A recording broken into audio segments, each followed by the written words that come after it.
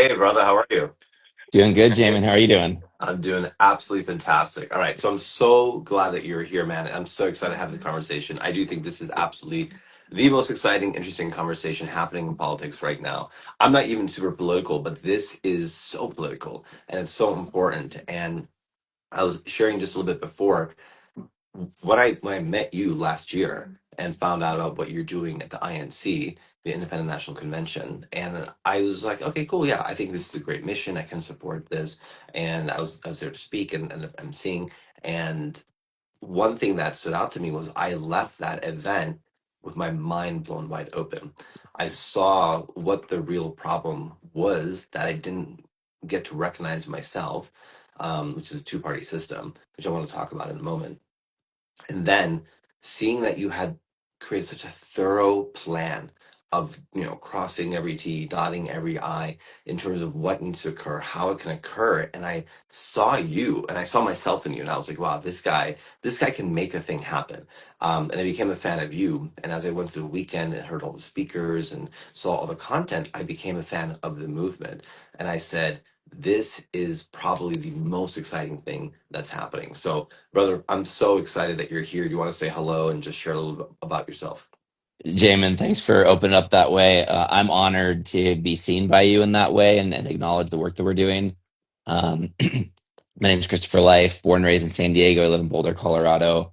And about 10 years ago, I dedicated my life to creating systemic transformation in the American political system. It was a journey to figure out kind of how to approach that as a modern day revolutionary and what the actual structure and goal of our modern revolution needs to be.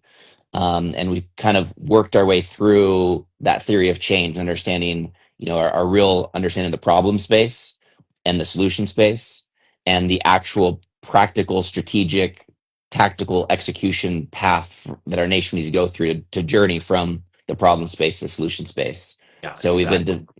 we've been developing the independent sector as one of the kind of core um, domains of organized Americans across the country who are ready to participate in something transformational. Yeah, and what I think is cool about what I learned was that independent is not, it doesn't mean what it meant 10, 20 years ago. So we have this concept of what it means to be an independent. We think, okay, that's a third party. It's going to spoil the race. It's a wasted vote, all this sort of stuff.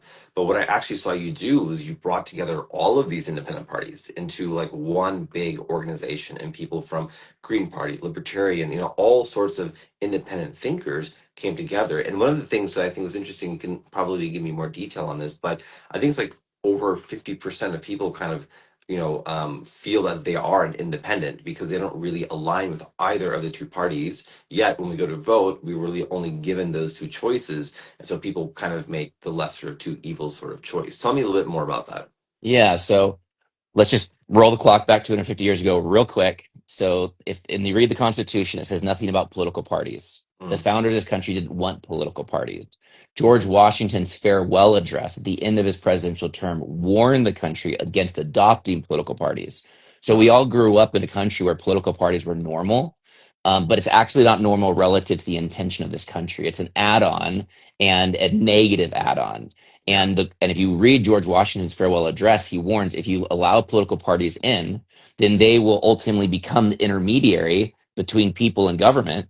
And that position of power will allow them to become self-serving institutions that will actually serve their own interests, not the interest of the Yes. public, while feigning to serve the interest of the public so they can maintain power. So Yeah, that's what and we this is have it. 100% what's happening. It's like, and it's so obvious. We see emails, we see people resigning, we see all this stuff happening behind the scenes of these parties, and they just kind of hold, the like a chokehold on exactly what choices we have. And for me, the reason this is so important is I really believe in choice. I believe the dignity of a human life is when you have real choice. And as long as the political parties are existing the way they are, you're not really getting a true choice. So, you talk about this mission to find out how to, revolutionize what's happening in American politics and arriving at at the heart of it being this two-party system kind of being, the thing that's making it what it is and the thing that needs to change. Talk specifically about why the two-party current system is what needs to change. Yeah. So right now we have what I refer to as a corporatocracy duopoly. So the Mm, duopoly is the political layer and the corporatocracy is the financial layer. mm. So what's happening is that corporate interests that are intended to increase profit for shareholders are ultimately doing a number of different things to use the dollars that they have to influence politics, to have political institutions change their laws, their budget allocations, their public sentiment on certain topics in order to support profit interests.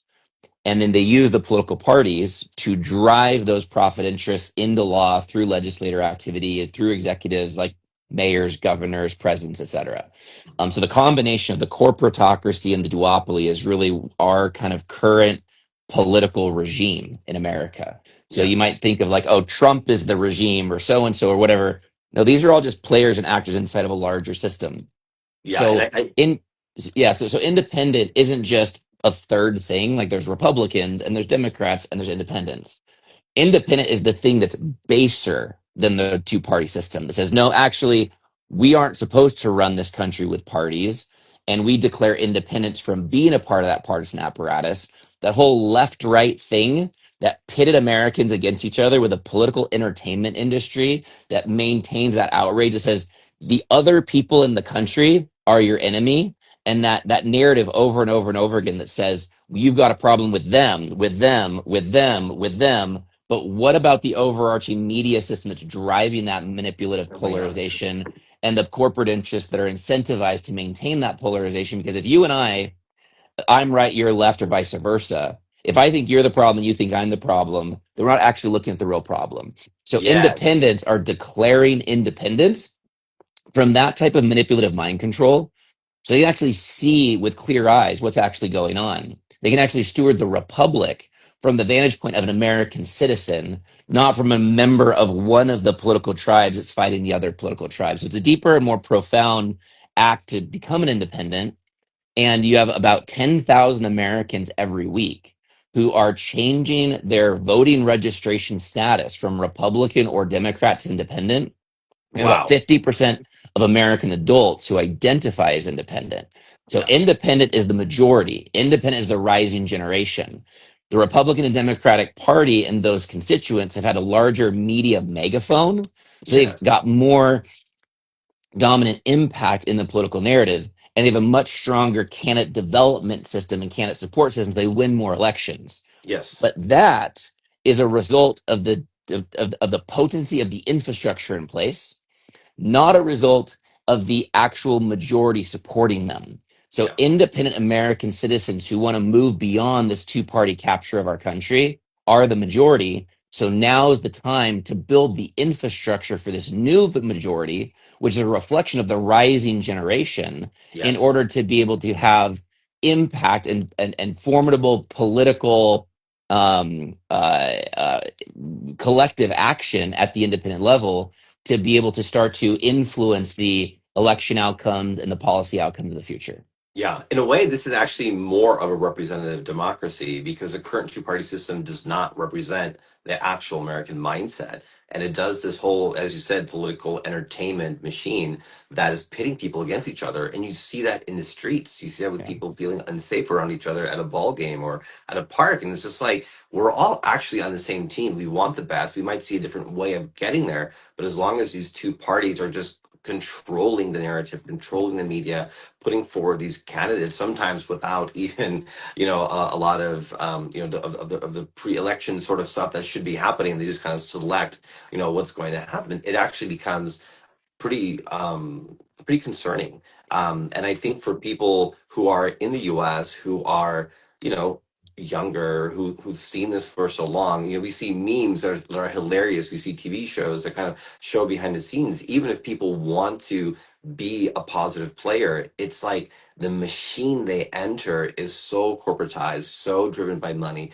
so driven by influence and power that they kind of succumb into this corporatized duopoly as you talked about. And the independent movement is not just that third party. It's I love that you said it's a deeper layer of identifying I want independence from this two-party control system that should not have even been in our government to start with. Now I kind of want to go in two directions. I'll let you choose.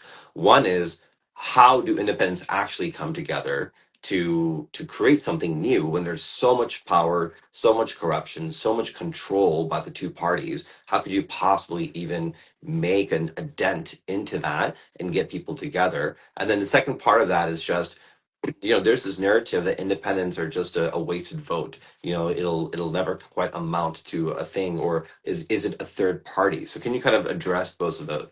Yeah, sure. I mean, we can just dive into a million directions here.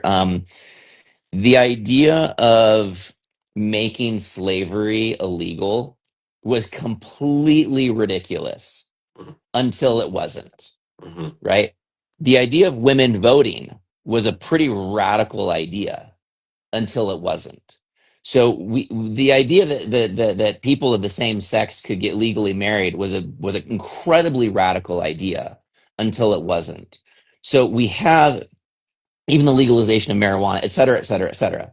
So we have all these different examples where things weren't viable and then they became viable. And they became viable because a very natural set of things occurred. People became aware of the issue.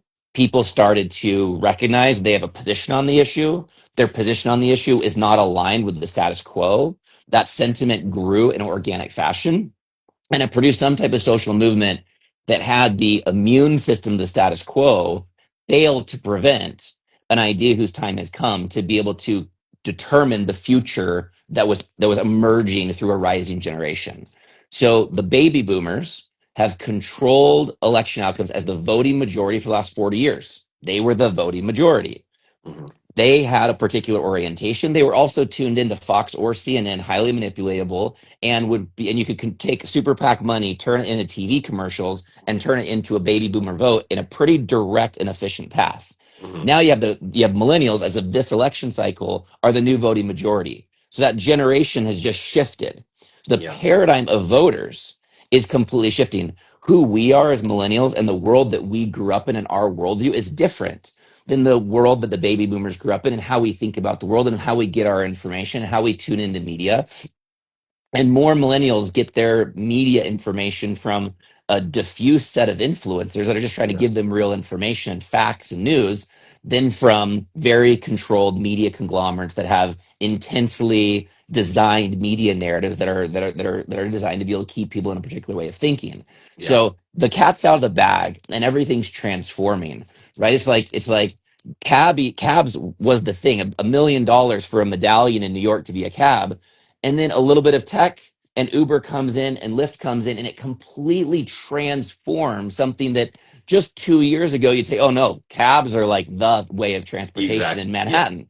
So things are evolving and things are shifting, and with this new voting majority and with this current expanding discontentment and understanding of the two-party system, the environment will continue to shift dramatically and quickly. So it Yeah. is true that hitherto independents have not won effectively. And if you wanted to vote for a winning candidate, you probably had to vote for a Republican or a Democrat to be able to win. So that's true.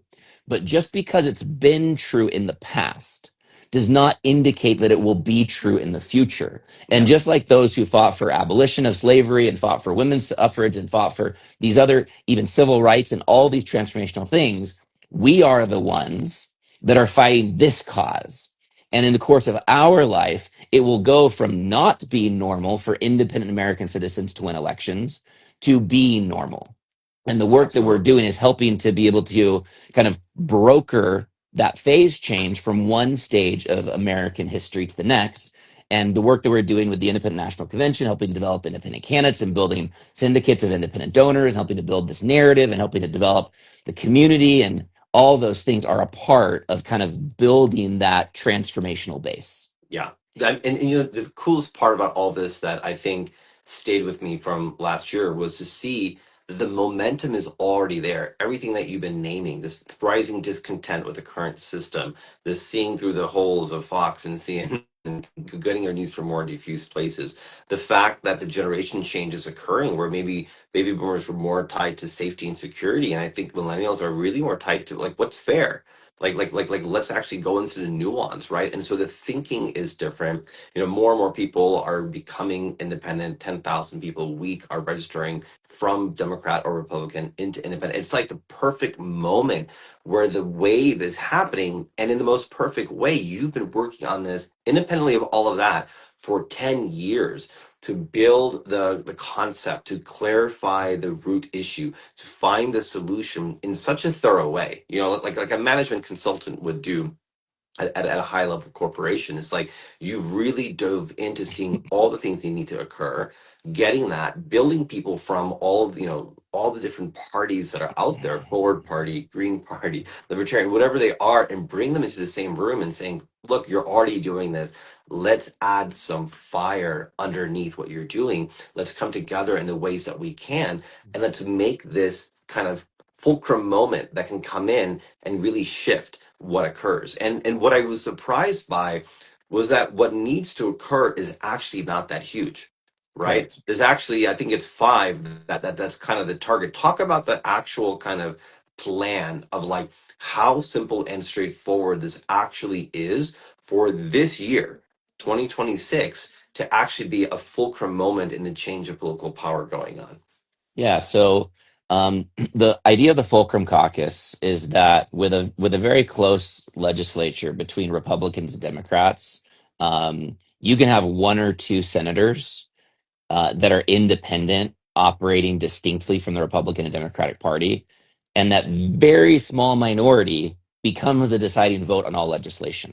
Because it's And almost split. It's like 49-51 usually, yeah, right? In the House. Yeah. exactly. Yeah, and so the independent movement can go from very small and politically inconsequential to the most important legislators in the country overnight, a couple key wins. Yeah. Same, And we're same, not same. even talking about presidential level. We're talking at the House and Yeah, senatorial level. Yeah. yeah, yeah. So many people just kind of like collapse politics and presidential, and we need to think about legislative. We have to think about local. We have to think about all these different elements. Yeah. So at the House level, we have 5 to 7 House reps. We have the same effect in the House. Yeah. So if we end up with a fulcrum caucus, a caucus that is the deciding vote as independents, the American people finally with a seat at the table, who are working together to maintain that political independence in the Senate and or the House, then we start to be able to have this outsized influence in American politics. And now the media attention on how are the independents going to vote, and the converse, the need for brokering alignment and negotiation and saying, yeah, sure, the independents will vote for your bill, but there's this kind of pork barrel stuff that we think is really weird, and we're not willing to vote for that. So you got to pull the crap out Yeah. of this piece of It legislation, becomes like but the filter of truth. It becomes like the filter of kind of an transparency kind of an for whatever's integrity, occurring. kind of like an integrity fulcrum. Exactly. So Yeah. that's the idea. So we've been working this election cycle to closely monitor all federal candidates running for House or Senate as Yeah. independents. This And this work, by the way, we have so many people tuning in live. I love this, and the comments are coming in. The work that he's talking about right now is genius. So yeah, continue with what you're yeah, talking well, about because thank this you. is Yeah. powerful. So we've been following, over 100 independent federal candidates in this election cycle to find the ones that are most aligned and most viable with the strongest kind of credential and background, strongest talent, ability to raise funds, ability to generate support, et cetera. So it's been a journey to kind of watch this landscape. In this election cycle, we have the highest quantity and highest quality and highest degree of viability of independent federal candidates than we've ever had before. It's And this wild. is It's and this is wild the passion that people have to run yeah, and say, yeah, I want to do something different. Like people are correct. coming in, moms, dads, like Yeah. So ex-veterans, like people are coming in doing some powerful stuff saying, I'm putting myself out there on the line because I'm sick of what's happening already. totally. Kevin Kiley is a House rep who left the Republican Party to run for re-election as an independent. Seth Bodnar in Montana was the former president of the University of Montana, who's now running as an independent in Montana. Dan Osborne, running as an independent senator in Nebraska, was a leader of the union that helped to provide a strike against Kellogg to be able to create better rights for labor in Nebraska. We have all these incredibly and a number of really serious veterans who have accolades in military who so many veterans never did the red blue thing because that's kind of not how the military works. It's like you just are a part of the country. So they Exactly. come out of the military as a veteran and they think about politics more from a neutral, independent space, and they're running as independent. So we Yeah. just have this amazing set of candidates this election cycle, and this isn't just like a like a one-off coincidence. This is the natural procession of things. So I already know in 28 there's going to be a larger quantity and better viability of independents then, and et cetera, et cetera. And the more independents get traction, even if they don't win, the more it helps to show that there is a path towards winning, Yeah. and that people who are considering running for office out of military or out of business or out of whether the different sectors can do so as an independent. So And let's talk we've about been winning, right? Because in terms of winning, number one, we see people who are incumbents for years in one party, and then an upstart from, another party comes and just surprises, everyone with like, wow, never thought that they would win, like AOC or Mamdani or whatever it might be, right? All across the country. So there's actual viability for these independent candidates to completely just surprise everyone and win. I know Dan Osborne came very close in the last election to actually win, almost come close to winning as well. So there's actual viability here.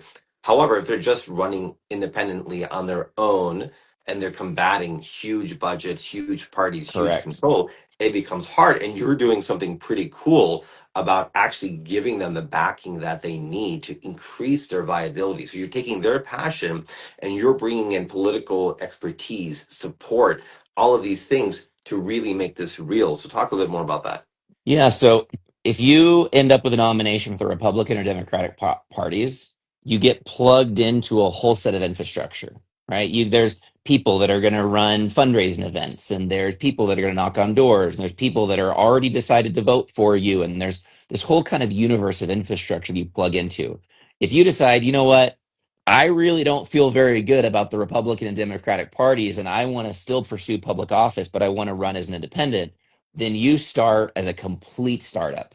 You have no political campaign infrastructure. You have no organizing infrastructure. You have no donor infrastructure. You have no pre-built voting base. So you have to build all of that from scratch. So that is the reason that it's so difficult for independents to win, because they're just not starting with the infrastructure in place. Yeah, which is So the whole what point of the political duopoly that's in control because you can't actually impact it because they control what happens, right? So, So, so, yeah, so the independent space needs to start developing political infrastructure. So we've created a certain number of super PACs as a movement this election cycle. They've already spent millions of dollars independent candidates. So that itself is a new level of political infrastructure. millions of Creating dollars this man is channeling to people who are so passionate about changing. I mean, this is, and yeah, it's powerful Yeah, what you're yeah, doing, thank you. man. And I have to acknowledge the other people that have started the Super PAC and raised those funds as well. So it's a collaboration and partnership Yeah, of a lot of different players and actors, but we're helping to be able to create the unifying context for a deeper level of coordination for this to be happening. So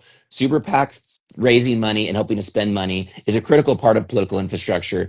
If we want to make Super PACs illegal, I'm fine with that. But until that's the case, the independent space needs to be able to concentrate financial resources just like the Republican and Democratic parties are. Um, Second, we need like stronger political organizers. So we're beginning not this election cycle, but in 2027 to build a system and a platform for people across the country to basically register as an independent political organizer, local chapter lead, so they can develop chapters and nodes of the independent movement. So when it's time for that organizer support, independent candidates have ready human resources ready to be able to activate for those campaigns. So exactly. and then Which there's the is media beautiful. infrastructure. There's the media Yeah. infrastructure. There's building a network of influencers that can tell the story. There's all these different layers of infrastructure. And what's coming up in September is the Independent National Convention. So there's another example of infrastructure, right? Every 4 years, you have the Republican and Democrat national conventions. And in 2020, we said, well, what about the independent space?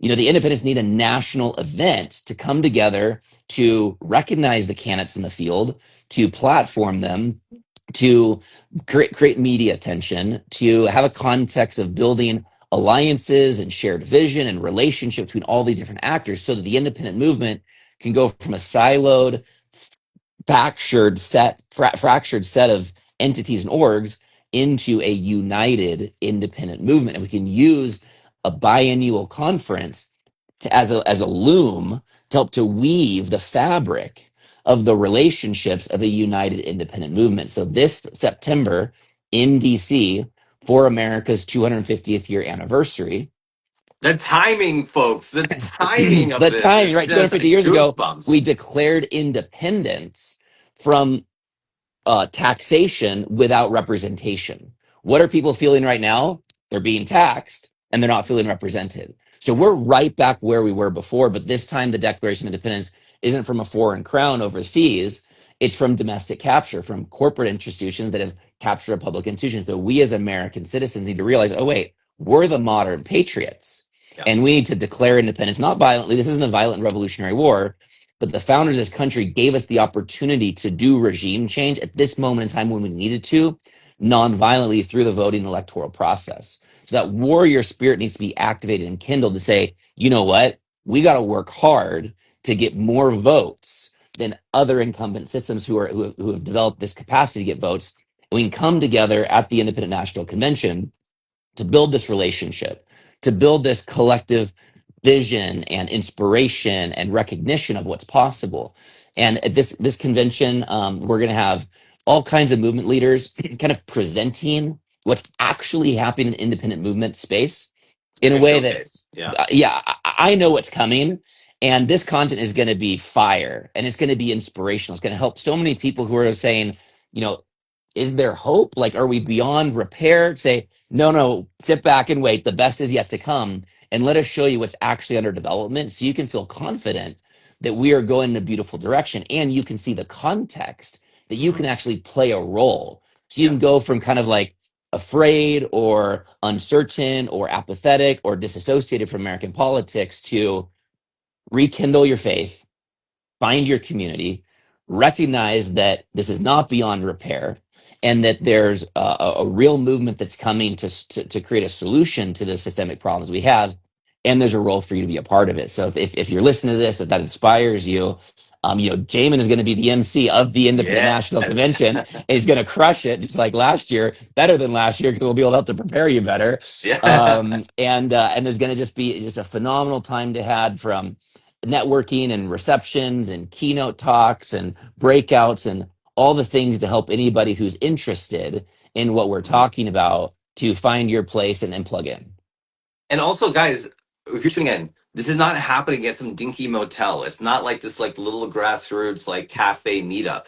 It's happening at JW Marriott. Okay, folks? Like this is like high level, high impact event. Last year was hundreds of people with so much energy, so many new ideas being shared, so many new friends and connections being made. And this year's going to be like even more out of the water. So if you are in DC, September 23rd, 24th, 25th, come and join us. I will be there. My wife will be there.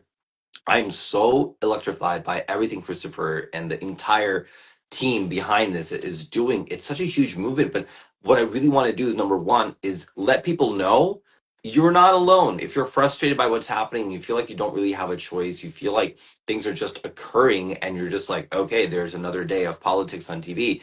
Guess what? There's something that's been happening for 10 years, longer than that. But this consolidation of the movement you're doing of bringing all this together, people have always been independent thinking. People have always seen that this is an issue, but never, other people haven't realized it. I didn't realize it until last year. And I left INC last year with goosebumps, with hope, with actual the ability to like look at what's happening on TV in the political system and actually feel like, you know what, this is not going to last that much longer. There's something more and better coming. And so this is your call to just know that, you can get involved with Christopher in a variety of ways, especially if you're someone who has the ability to donate time, donate money, donate resources, connections. There's a variety of things. There's like five different prongs of the work that Christopher is doing.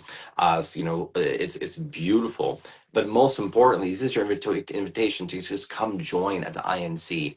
Be around people who feel the same as you, and you're going to be like, your mind will open beyond what you can think. And when you see this man on stage, and the passion he brings. The most beautiful moment for me last year was when you were speaking on stage so beautifully, so poetically, like everything thought through, like the way you weave a room is so beautiful. And then when you were done, I saw your kiddo run up and just give you this hug, feeling so proud of you. And I was like, oh my gosh, like this is beautiful. You're a father, you're a community leader, you care so much.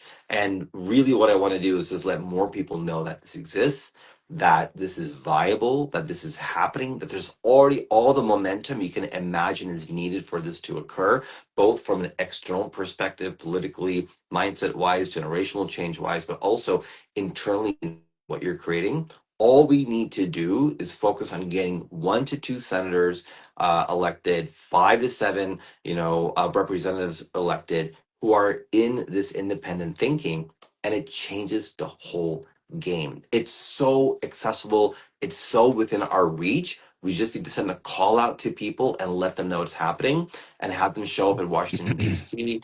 this September 23rd, 24th, 25th. I will be there with bells on. Christopher will be there with all of the energy and power, and so many amazing people who have been a part of doing this for 40, 50, 60 years. I love that you brought in some of the old school folks who've been doing this work for decades, and I Yeah. got to hear from them, and it was beautiful. And new people who are bringing in technology, bringing in thinking about voting differently. I mean, everyone who is thinking about making this country better and getting this again independence from this two-party duopoly is going to be there. And so if this is turning you on, if this is getting you fired up, if this is bringing some energy to your life and you feel hope instead of despair with what's happening right now, come join us. And also, Totally. Christopher, where is like the number one link that we could drop that Yeah. people Yeah. can So just would it be the INC, or would it be to tell us where no, people can go? yeah, yeah. So the number one step to take if this inspires you is to do everything you can to be there with us in DC. And Yeah, so the number one link would be independentnationalconvention.com. And if you could drop that, that'd be fantastic. We can put it in here after the video. yeah. And let's just break this down, right? September 23 to 25. It's not that far away from now. Jamin mentioned if This you're is in like six DC. weeks away, Yeah. folks. So Yeah. do your planning. Jamin said if you're in DC, but he's coming from Bali. So if you're anywhere in the world, Yeah, like you can get your plane ticket. You should arrive like the morning of the 23rd, midday the 23rd. It starts the evening of the 23rd. You're going to want to book a room through our room block at the JW Marriott. You'll get that link as soon as you purchase your ticket. You're going to want to be there Wednesday evening, all day and night Thursday, all day and night Friday, and probably fly out on Saturday unless you want to spend the weekend in DC. yeah. DC is beautiful in the fall. Maybe spend Saturday just kind of doing your thing and walk through the monuments and the You're Smithsonian probably or gonna want to whatever. stay. You'll meet a lot of friends and want to just And like then hang out maybe with fly them. out on Sunday, the 27th, and just have this amazing experience with us. We have a phenomenal VIP program. So we have a couple specific VIP stakeholder events. One is an internal dinner that will have really powerful internal conversations happening, as well as a VIP reception. But our general admission ticket's phenomenal as well. Everyone comes to our gala. We have a plated dinner, kind of a formal plated dinner Yeah. on You Friday offer night. so much. I mean, this is usually like thousands and thousands of dollars to attend something like this, and you've made tickets affordable, a couple $100, like so much included. Yeah, it's going to be wild, folks. So I think this is the best thing that's going to happen, and it really feels like it can be this turning point for just getting this momentum even to the next level. And I think if you're not there, you're probably going to regret it. I feel like some Yeah. powerful, powerful stuff is going to happen this year. And again, we did this last year, and I saw the weavings of what occurred, and I was like, I can't believe so much had happened in one room in just a couple days. It is really a powerful place to feel. And we're What design was and happening. David, I appreciate that you loved INC 24 and like what we have coming for INC 26 is so next level. I'm so excited for you to experience it and for everybody else too. And if coming to the INC just isn't in the cards for you for whatever reason, I would definitely recommend just following me so you can keep getting the content about the work that we're Yeah, doing as one follow good Modern step. Patriot. Yeah, and also pass the message along. Maybe you can't come, but you know somebody who might be inspired. Grab this link from this thread in this IG live and share it with somebody and kind of play a role. And you can get into our WhatsApp group. We have a WhatsApp group for the event, so you can message me if you want to get into that WhatsApp group. And Jamin did mention financial partnership. If you're the type of person that writes checks because that's one of the ways that you contribute and make impact in the world. We do have a number of different mechanisms we're raising funds through to be able to support the upcoming event, as well as other things that are happening. And you can just DM me on Instagram if you're open to having that conversation as well. Yeah, absolutely love this. Beautiful, brother. I mean, we could go for an hour, so We we've could already go. gone like, Yeah. this is fantastic. I want to kind of end on this note. There was a period, I think it was like 10 years ago, where you just kept having all these NDEs. And there was a moment that it kind of felt like, oh, let me see if you're still there. I'm here. You still there, brother? Yeah, Okay, I'm here. beautiful. So this moment of like 10 years ago where you were having kind of all these weird near-death experiences, and you kind of had this realization of being on borrowed time, and you kind of did an inquiry into yourself of like what are you here to do, and can you just tell us a little bit about the beginnings of why your path led you to doing what you're doing right now? I mean, as a kid, I always had this desire to like make the world a better place. Like, I didn't know how to put words to it, but just kind of felt like I was here for a reason, and I think many of us kind of have that feeling. Um, and then in my early 20s, actually, I did have these like weird 10 near death experiences kind of back to back. Like my brakes went out on my Ducati, like on the turn on a mountain pass, and I had this like rock climbing fall that I almost fell to my death. And I had like this weird kidnapping attempt in Nigeria, and I jumped off of the building into a pool and completely blew it and almost landed on the concrete. And like just all this kind of crap happened, many of which was my own responsibility. I put myself in harm's way. Um, but with each of these things that happened, and I kind of saw my life flash, I even fell under a freaking moving train, not even joking you, and saw the wheels coming at me and rolled out in time before I turned into two halves of me, you know? Oh my God. It just these crazy set of things, all in my early 20s. And I came out of all of that thinking to myself, like, wow, if I wasn't like here for a reason, I would have been gone a long time ago. But I felt like there was some kind of angels that were helping me to kind of like get through my own folly as a young, like overly risk tolerant person. And coming out of that, I realized, you know what? Because I could have not been here, I might as well just like go all in for service and contribution. And so let me do something with my life that's meaningful to kind of say thank you to being alive still. And being a revolutionary isn't exactly like safe. Like a lot of like gnarly things have happened to revolutionaries in history. So that, well, to go all in for that, like, could mean risk. So let me kind of put myself in the charge that would produce the outcome that I believe in. And I've kind of let go of the idea that being a revolutionary has to be risky these days. I just kind of see that we're in a new chapter in a new era where we can do things that confront the status quo and also live like a long, healthy life in the process. And that's certainly my intention. But I wanted to just kind of say thank you to life and to God for being able to be alive by dedicating my life to something that I thought would be intensely impactful. And the negative impact of a corrupt political system